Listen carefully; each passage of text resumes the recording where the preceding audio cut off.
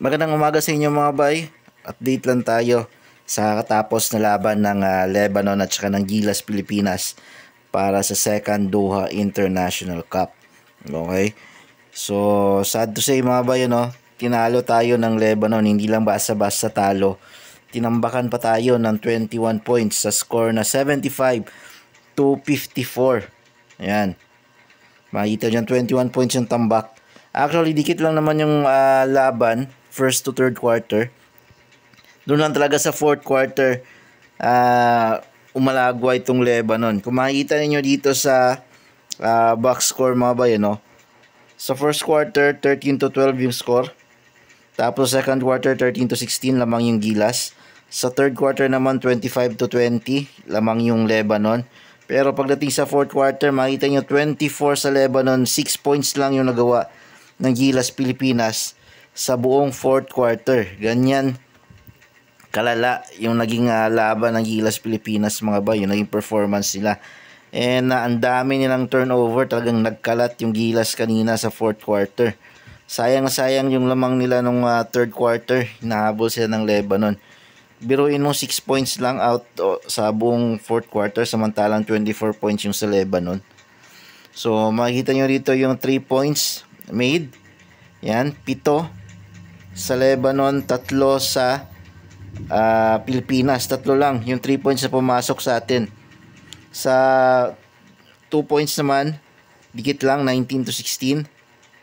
Tapos dito sa free throws, etong laki ng lamang ng Lebanon, 16 sa kanila, 7 lang sa Gilas. So doon talaga nagkatalo mga bay, So dahil dito 1-1 na ang standing ng Gilas Pilipinas. And makakalaban nila sa Lunes. Pahinga sila bukas mga bay, makakalaban nila yung Egypt. Ang tanong, may pag-asa pa magkampiyon yung Gilas Pilipinas dito mga bay sa second Doha International Cup. Ang sagot dyan mga bay is depende sa magiging resulta ng laban bukas ng Qatar at ng Egypt. Kung matatalo ng Qatar yung Egypt, which is makang malabo, okay, may pag-asa yung Gilas Pilipinas magiging 1-1 lahat ng teams nakasali, yung 4 na teams. And then depende din kung mananalo sila sa Egypt sa Lunes, okay, para may pag-asa silang makapag kampiyon. So kitang-kita talaga, mukhang tingin ko mahirapan yung Gilas sa Egypt kasi dito sa Lebanon talagang nahirapan sila sobra, especially sa ilalim. Kitang-kita nyo yung pagkawala talaga ni Kai Soto.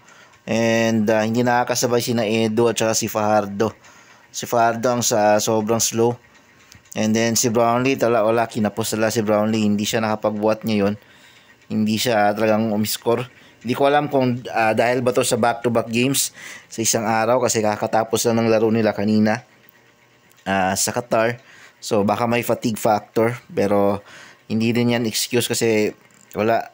Ang isa sa main reason talaga kanina kung bakit nagtatatalo sila is hindi pumapasok yung 3 points nila at saka yung pagkakalat nila, ang dami nilang turnovers. So abangan natin sa Lunes mga bay yung susunod na laban nila kontra sa Egypt. Maraming salamat sa panonood.